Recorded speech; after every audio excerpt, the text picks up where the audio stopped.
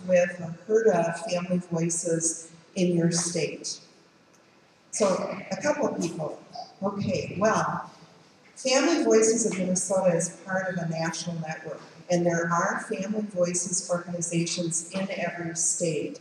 And it is a resource that you may want to investigate when you get back to your state, and I'll share a little more about that as we go along.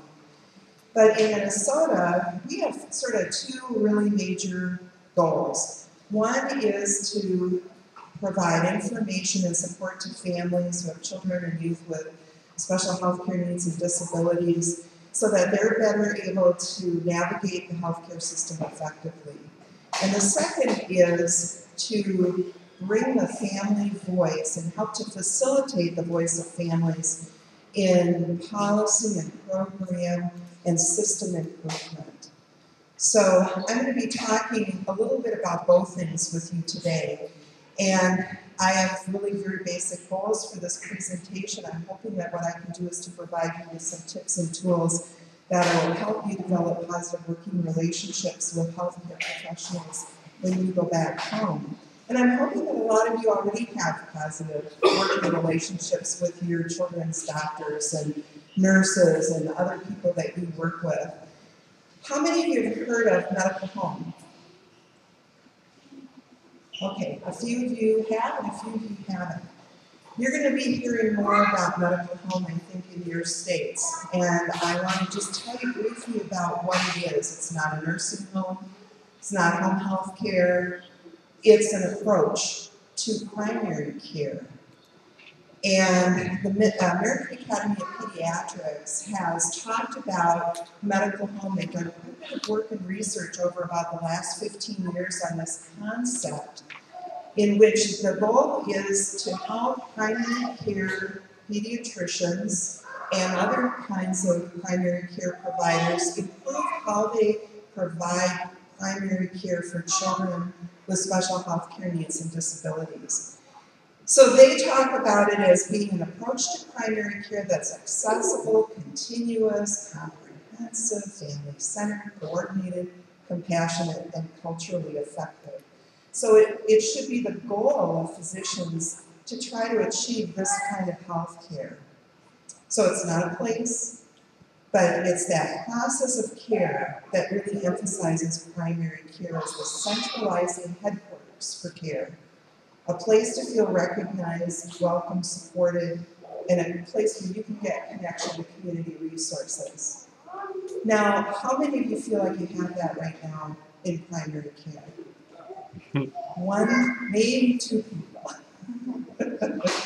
So it's really probably not the reality of what you're experiencing right now. And in fact, it's been my experience. I'm a parent of a young adult who has really complex healthcare needs and have advocated in the healthcare system for the last 25 years. And I know from my own experience, and I know from the experience of working with lots and lots of other families, that this is typically not what they experience. And in fact, a lot of families end up sort of bypassing their primary care doctor and only seeing specialty care providers because they find that those are the providers who are the most relevant to their children's needs. The problem with that approach is that specialty providers usually only focus on their body part.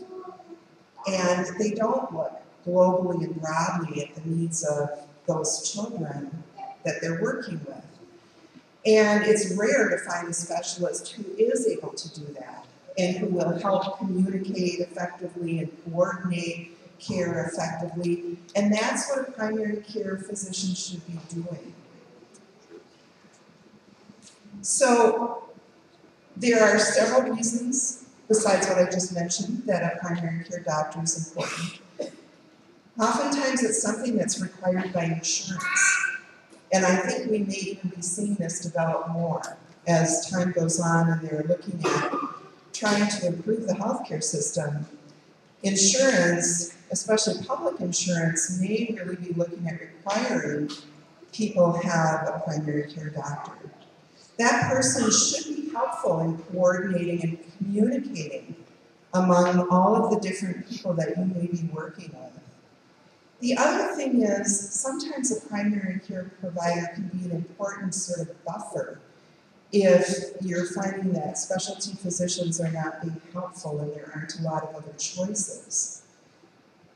They really should be addressing other kinds of health issues and looking at the needs of that whole child. And it's also somebody who should know you well, or you should get to know well, and who you can really develop a trusting relationship with. Now, one of the concepts, one of the core foundations of the concept of medical home is patient and family-centered care. Although I have to say the concepts of patient and family-centered care started long before medical home. Patient and family-centered care started in the 1980s when children with disabilities were often living in hospitals because there wasn't the support in the community for families to bring their children home. And we had a Surgeon General in the 1980s named Dr. Seaver, who was a pediatric surgeon. And he was really concerned about the state of children with disabilities in our country. And he knew that there needed to be changes in the healthcare system in order for families and physicians to work together effectively. So he was one of the people who really started this movement of patient and family-centered care, along with families who were very actively involved in developing those concepts of patient and family-centered care. And what it does is it redefines relationships in healthcare. It means having meaningful partnerships between patients and families and the physicians that they work with. And it should recognize that everybody has expertise that's unique and has equal value. All of you have developed very extensive knowledge and expertise about your children. That expertise is unique to your child and your family, and it's something nobody else has. No one else in the healthcare system that you're going to work with has the same expertise and experience that you have. You probably work with a bunch of different types of providers in the healthcare system and in the education system and in the social service system. When you think about a team, a healthcare team, it should really include lots of different people. It'll include all of those healthcare professionals, the doctors and the nurses and the pharmacists and all the therapists, but it always includes you. You are the most important part of the team, and you bring that expertise nobody else on the team has. So you need to think of yourselves as an equal member of the team. Now that's not to say that we don't need the expertise and the experience of all the other people on the team, because we do. But they need your expertise as well. So one of the ways that this can be achieved is by really having very thoughtful methods of how you communicate. The ideas of how you communicate is something that's really important, and unfortunately it's not something we think a lot about. So I'm going to be talking a fair amount about communication. The goals of good communication should be that you develop a positive, respectful, and trusting relationship, that it increases your satisfaction with healthcare, and it increases the health outcomes of your child. So as part of that healthcare team, you have a responsibility for good communication, good follow-up on your part, and also keeping good records, and we're going to be talking about that. So some of the ways that you can improve communication with your children's providers is that you need to be able to express your needs and opinions clearly and also directly. You need to approach the work that you do with providers in a way that is calm and prepared and also persistent. I think all of you probably know that you have to be persistent. It's helpful to stick to one issue at a time, and it's very important to ask for clarification when you don't understand. I think this may be one of the hardest parts of communication, because none of us want to feel stupid by saying, I don't understand what you're talking about. I don't understand what that term means. What does that word mean? Can you explain it to me in a way that I can understand? There's nothing harder, quite frankly, than doing that, because it makes us feel stupid. But what it really does is it helps us be a better team member. It helps the people that we're working with think about how they're communicating, because they often don't think about how they're communicating. So this is really helpful not only to you, but to the providers that you're working with.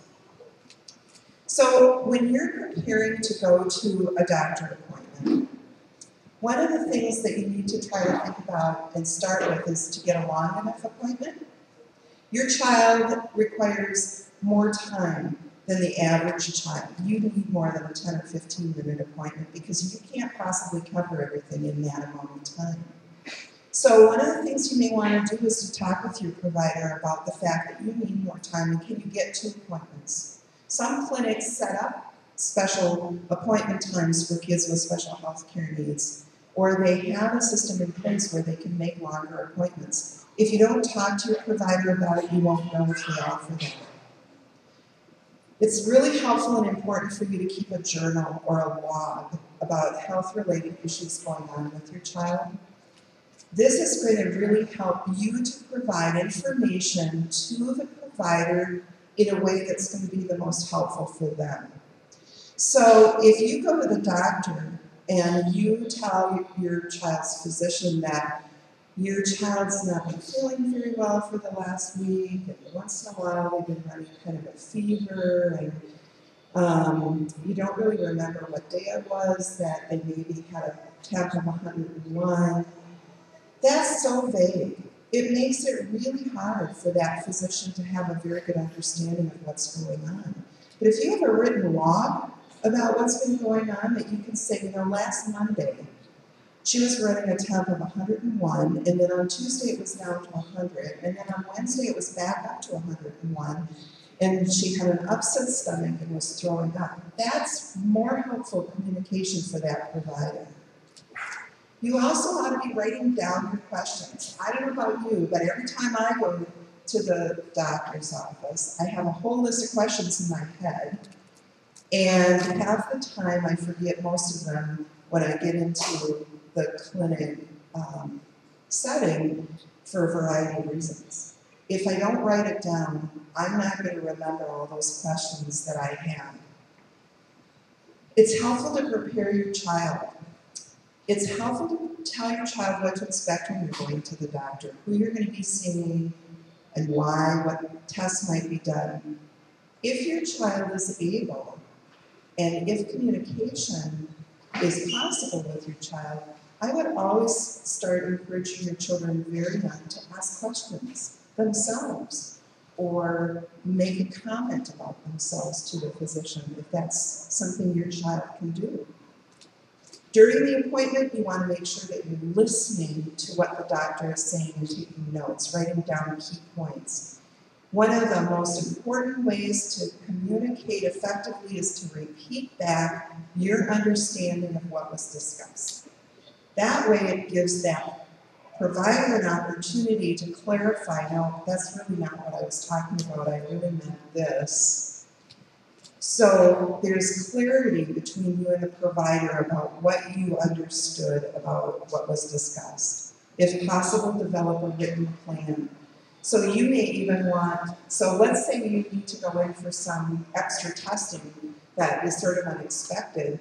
If you write down, well, this is what I understand, we're going to go get a CT scan on Monday, and then you're going to call me with the results on Tuesday, is that correct?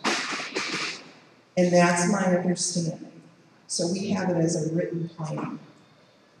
Make sure you always have that plan for follow-up. How are you going to get those test results back? Don't just leave it vague. Pin the physician or the provider who you're working with down and say, okay, when are you going to get back to me? When can I expect a phone call? Or when should I come back and we can talk about this further? So you also want to make sure you're always asking questions, especially when things are vague for you. What else should we be doing or should we be considering here? What will we learn from this test or procedure, and what are we going to do with that information? And I think it's helpful for all of us to think about, if it's being recommended that we have our child go through some kind of a test or procedure, and it's not clear to us what the outcome of that's going to be, what are we going to learn, and what are we going to do with that information? Is this going to really be helpful to us or not? We may choose to wait on something that will not have a clear outcome for us. And then I think also, what are the other doctors, or who are the other doctors that maybe should be involved in this? Now, when you go in for your appointment, it's possible that your doctor is not going to have time to answer all of your questions. So you need to say to them, I have a whole list of questions. We weren't able to get through it today because we didn't have enough time. How can I best get the answers I need to the questions? Can I give them to you in writing? And could you check on them and email back to me or call me? Or should I set up another appointment where we can talk about the rest of these questions? And if you're anticipating any kind of major discussion about diagnosis or treatment, take a trusted friend or family member with you to take notes. Don't put yourself in the position of having to be the one to take notes, or even your spouse or significant other to be the one to take notes. Bring someone else with you to take notes and tell the doctor, I brought my mom with me and she's going to take notes about the meeting because I want to make sure that I have a clear understanding of what we talked about today. So there's times when you might disagree with the providers that you're working with. I don't know if that happens to you. It certainly has happened to me. So how do you disagree without being disagreeable or elevating it to being really angry? Some of the things that you can do to help providers feel less defensive when you do have a disagreement is you express your own feelings without blaming others by using I messages rather than you messages. You may say, I'm really not comfortable with this decision right now. I really feel like we need to wait, or I need more information. How can you help me get more information so I can feel more comfortable about this situation? But then you also have to be thinking about, when can you compromise? Are there times when you can compromise what your original thoughts or ideas were? So you may want to go into a situation thinking about, what's my bottom line? What do I hope for, but what's my bottom line? It may be that you're really pushing for testing and the physician is saying, no, I think we just need to wait and see what happens. And you may be feeling uncomfortable about that. Or the reverse may be true. The physician may be pushing for testing and you may be feeling slightly uncomfortable about that. So you may need to think about a compromise in between those two things. Well, how about if we do this and then wait and see what happens as a compromise? So one of the really important things that I promote with every family is you really need to have a health plan. Just like you have, most of you I'm sure have an IEP for your child at school, you need a health plan too. You need to let your primary care provider know that you would like to develop a health plan for your child and that you want them to help you. You might want to think about, how often does that need to be updated? It may need to be updated every time there's a change. If there's a change in medicine or change in treatment, this is a wonderful, wonderful communication tool with other providers in the healthcare system or with other health team members, and it's useful at school as well.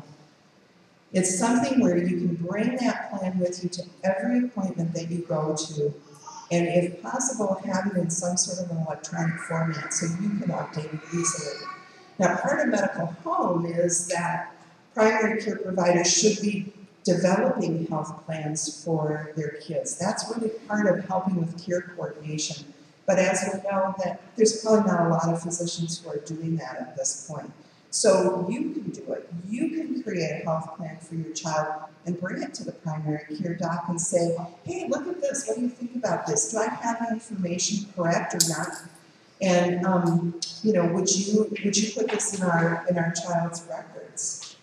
I have used this for the last 20 years, and I can tell you specialists love it.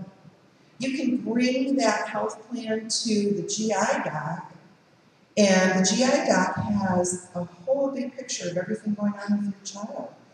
And the specialists that I've worked with have said, this is fabulous, I love this, this is great.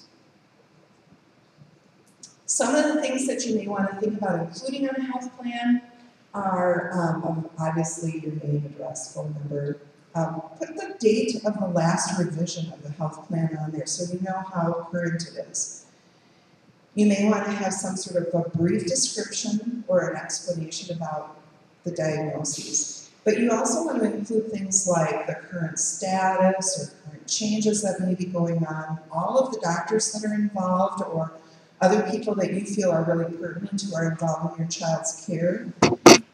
If there were any recommendations from the last appointments that you were at, when the next appointment is needed, if there's a referral needed, obviously your current medications. I think it's helpful to include norms for your child if this is pertinent to what may be helpful for your child, sort of like normal labs. This is sort of typical for my child. It may not be normal for most kids, but this is what's normal for my child. And that way, so you go to the emergency department and see my son's normal white count was like 3, and which is really not very normal usually for most kids. And I could always say that's normal for him, that's okay. Let's not freak out about a low white blood count. Developmental issues are important to have in the health plan. And things like likes and dislikes, or things that work or don't work.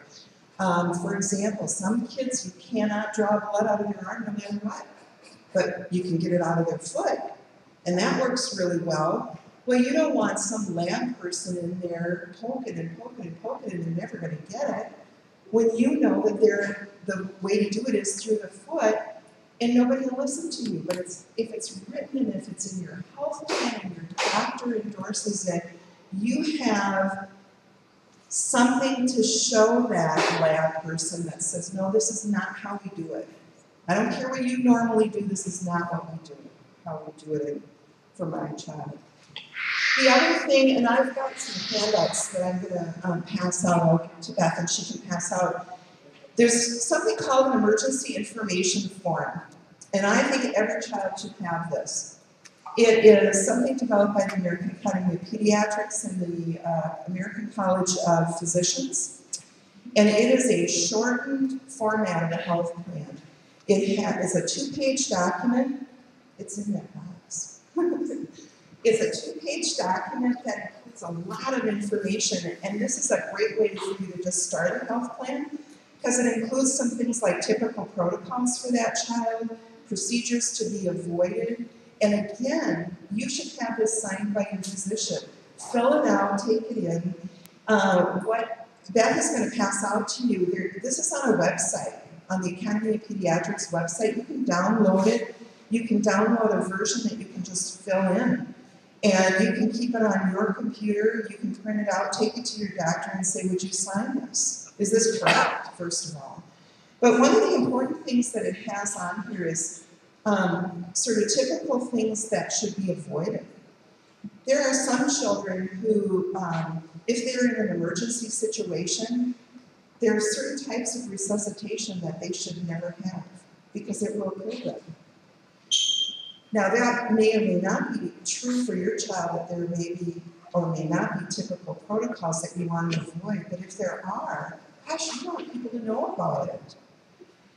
So I encourage you to look into this form, and I encourage you to use that. The other thing that you really want to think about is medical records. I would encourage everyone to get copies of their child's medical records. Now, the laws are different in every state about how you can access them, but a really easy way to start is just by saying to your primary doctor, could you give me a copy of the last lab work? Could you give me a copy of that last CT scan or the MRI that we had or whatever it was? And just start that way. That's a really easy way. One of the things that's important is that you want to review for accuracy. You want to make sure that your child's medical records are correct and that someone hasn't made a mistake somewhere. It really also is helpful for you in gaining your knowledge about what it is the physicians are writing about your child. It really can be a helpful resource to prompt questions for you to ask to learn more. Again, there may be certain pieces of medical records that are going to be really important for you to have in case of an emergency with your child. The other thing is that most people with their children end up going to multiple different people whose records are in multiple places. So here in Minnesota, we've got Gillette Children's Hospital, we've got children's hospitals and clinics, we have the University of Minnesota, we have Shriners, and families may be taking their children to all of those places, and they may be taking them to 6 different specialists as well. Who's got the most complete healthcare record? You do, if you've got it. If you've got the records, you have that most complete record. You have the most complete knowledge about your child because you're the one who takes that child to every one of those appointments. So the historical knowledge you have is critical to your child's care. Now in Minnesota, we have a law that says that medical records belong to the patient. And I want you to check the law in your state about this. In Minnesota, you just need to submit a written request to the provider saying that you want your child's records, and the provider should give them to you promptly. The law says promptly. What do you think that means? I'm not quite sure. That's not defined what promptly is. My version of promptly is usually different from the clinic's version of promptly. You may have to pay a fee. Sometimes they'll charge you a copying fee to provide you with a really complete record. Unless you're requesting the records to review a current medical situation. So if you have a current thing going on, you can request records related to that, usually for free. But as I said, the best way to start is by talking with your primary doctor and just ask for copies when you're there in the office or ask that they mail you a copy. And usually they're very good about doing that, and that'll get you started in this process of medical records. But then you have to figure out a way of keeping stuff organized. The simplest way is to do a 3-ring notebook. And how many people do a 3-ring notebook? A few of you, yeah. And there's a lot of versions out there that can help you with forms. There's a great version called All About Me that has been around here in Minnesota quite a long time. But there's also ways that you can do it online. There's lots of sort of online medical record systems you can use. Children's Hospitals and Clinics of Minnesota has an online medical organizer that was developed by families, for families, and it's free. And you can access this no matter where you live. So if you're from Iowa, you can still get onto this website and start your own child's medical organizer online if that's something you want to do. It's also really important to keep notes. And I'm guessing a lot of you probably have already started doing this or have learned that you need to do it. I think it's helpful to keep a 3-ring notebook by your phone and keep a written log of everybody that you talk to about your child. And write down the date of the phone call, who you talked to, the phone number of that person, the reason that you talked to them, any kind of outcome or follow-up or information that you received. And this is so important, especially when it comes to things like insurance, Medicaid, anything like that, you want to have a record of what your understanding of that conversation was. And I mentioned already the importance of sort of keeping notes about your child, and I would do that in a notebook or some sort of a format where you've got a place always, the same place to put that kind of information. Now, obviously, communication in school is really important. That emergency information form that I talked about is a great form to have at school. It can be a really great tool for the school nurse. It may be helpful for you to ask your primary doctor to communicate with school about your child's needs, especially if there are some unique health issues that you feel may not be well addressed at school. That's a great way to get your doctor involved. They can write a letter to the school or to the school nurse. They can even participate in IEP meetings. Have any of you ever had a doctor participate in an IEP meeting?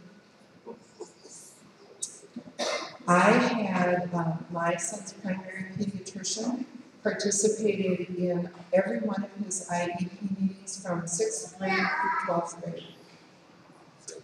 And what the doctor said was, I said to him, I didn't think you'd ever do it. And he said, nobody's ever asked me. And there are ways that you can do it. You can ask to have the physician join by speakerphone at your IEP meeting for 5 minutes to explain your child's health issues to the team of people that are there. And maybe share what they feel is going to be really important for your child's safety, health safety at school. Now, your child's doctor can't make recommendations about educational things. They can't say, well, I think she should have 3 times a week of PT or whatever. But what they can do is they can talk about what they feel is really important for your child to be safe at school. So I would really encourage you to utilize your physician in ways that you hadn't thought about before. So sometimes it's just not working. The physician that you're working with is just not the right one. If you don't have a physician who's willing to help you and support you and help you meet your needs, maybe it's time to look for a new physician. It's not that he or she is a bad person or anything else. It may just be that they're just not equipped to do it. So you can find a new physician. You can collect names from your insurance company and other parents who have kids with special health care needs. And you should really be thinking about what your goals are in a physician. Well, she's a better speaker than me. So think about what your goals are for your child and family, and then think about the quality of health care you want for your child. And that's what you should deserve. And that's what you should expect, and that's what you should get. You can request an interview with a physician and find out, does the doctor have experience working with children with special health care needs? Does the doctor enjoy? I would ask these questions. When we were looking for a new pediatrician, when my son was in elementary school, we interviewed 5 pediatricians. And the great thing about pediatrics, this is harder in adult medicine, but in pediatrics, clinics are accustomed to setting up times for expectant parents to interview because they're choosing a new physician. This isn't any different from that. So they often will set aside time in the schedule for you to interview with a physician. You need to ask blunt, straightforward questions in a nice way. Do you like working with kids with special health care needs? Do you ever work with health plans? Do you set up health plans? Do you set up emergency plans? How do you handle communication among your specialists or even within the other physicians in your clinic? And then if we choose you, how are we going to transfer information to you so you're knowledgeable about my child? There isn't any other, very few areas of our lives where we don't directly ask these kinds of questions, and for some reason in the healthcare system, we don't, but we can. There's nothing wrong with saying to a doctor, do you like working with kids with special health needs and disabilities? Is that something you like to do in your practice? Do you have time to make changes in your schedule? And if they say, well, no, probably need to go to a different doctor. So you can really be a model for good communication. You can teach that physician how to communicate effectively with you. And you can improve the healthcare system and make it better for your family and for the next family. Part of the concept of patient-family-centered care goes beyond just the care of the individual child, but it really says families and patients need to be involved in program and policy. Patients and families need to be involved in designing systems, in the development of new programs and new systems, in the implementation of those programs and policies and systems, and in the evaluation of those systems. Those are all things all of you can do because you're experts in the healthcare system. You are experts in how the system really works, not how it was designed to work, but how it really works. And that knowledge and information you bring is so important. Patients and families around the country are being involved in quality improvement initiatives in healthcare, healthcare redesign, facility design, making sure that a new clinic that's being built is really going to meet the needs of kids with disabilities. Families and adult patients are involved in the education and training of health professionals, both in residency programs around the country, in nursing programs around the country, in social work programs around the country, but even within the clinic. You can do a lot to teach the receptionist who greets you how to greet people in a way that makes them feel welcome. If the clinic will embrace the idea that you can make their clinic better. All of these things I think I've already talked about, but one of the things is you can also help physicians and other health providers understand other systems that they don't know anything about. They don't know about the education system, and they don't know how the social system works, the social service system. You are a teacher who can help them understand that. And the other thing is, you have a passion about your kids that you can bring to wanting to make the system better. And that passion can help to energize providers. So, never doubt that a small group of thoughtful, committed citizens can change the world, because indeed it's the only thing that ever has. And a saying that I really like and that I'd like you to think about is, if healthcare is on the table, then patients and families should be at the table, every time. You should think about what that means to you. To me, that means there should never be a policy developed or a program developed without your involvement. You should help design the system or redesign the system to work. So there are resources to help you. There are organizations who are doing a lot of work around some of this. Family Voices is one of them, and there's Family Voices in every state. And you can go to this website, familyvoices.org, and find the Family Voices organization in your state with the contact person and their contact information. Another great resource is Parent to Parent USA. There is an alliance of parent-to-parent programs around the country. Minnesota, Family Voices in Minnesota just started a parent-to-parent program. So we are the 28th Alliance member as of July 1st. And they're on the website or on the web too, and you can look for your state and see if your state has a parent-to-parent program and if they do connect with them. So I have like 3 minutes. Are there any questions? or comments? I have one. Yes. We're from Canada. Our family doctor doesn't care about Shelby. She doesn't care about us. All she wants us to do is give her office. She can collect money from her help people and get out. We have a pediatrician. She's pregnant more often than not. So she, and there's other ones, but they don't want to do with Shelby because she's somebody else's patient. The hospital we have to bring Shelby to doesn't care about Shelby. We can bring her anywhere except that hospital. An hour and a half from where we live in Sick Kids Hospital. We have to bring her there on our own, and we have not available yet. Yeah. You said something about drawing blood. Shelby's a very hard person to draw blood from. She has a port. Nobody in Barry knows how to access her port. Aaron has to call somebody else to access her port for her.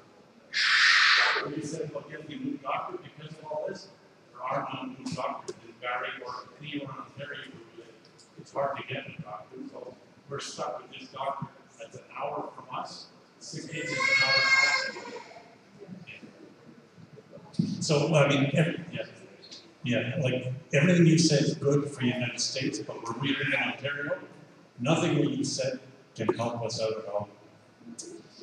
Well, I don't know much about the specific area in Canada where you are, but I do know that there are some areas in Canada who have really been working very hard on patient family-centered care. And I can find out who that is, and I can get Beth that information to get to you.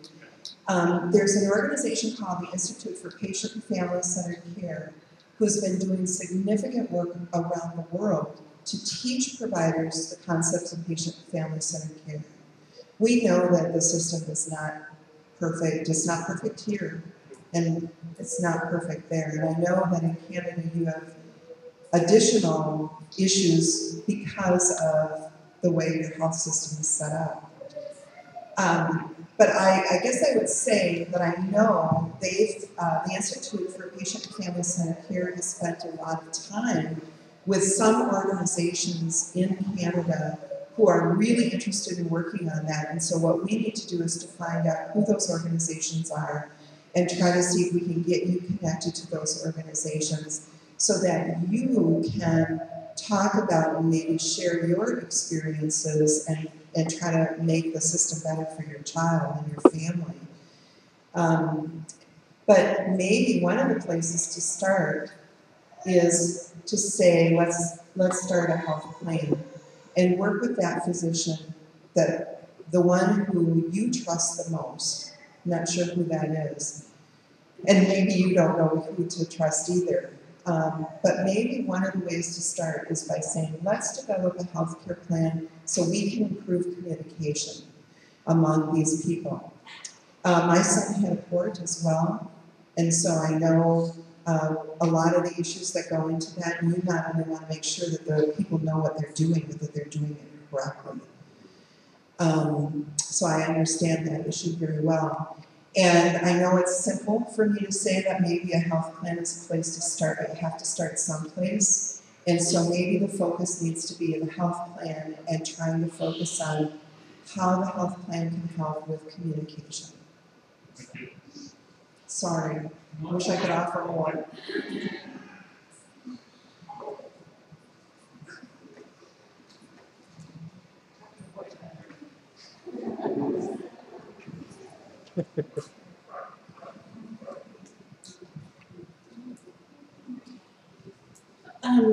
Hi, Carolyn. I'm Barbara Gill. I want to meet you for sure. And I missed most of your talk, but it sounds like you mostly talked about patient and family-centered care. Well, that's a lot what I talked about. A lot what you talked about, okay. Because I just wanted people to know that my son gets his care from Hinkley County Medical Center, which is our safety net hospital in Minneapolis, but it was, we could have chosen any clinic under his insurance, but there are a variety of reasons we chose Hennepin.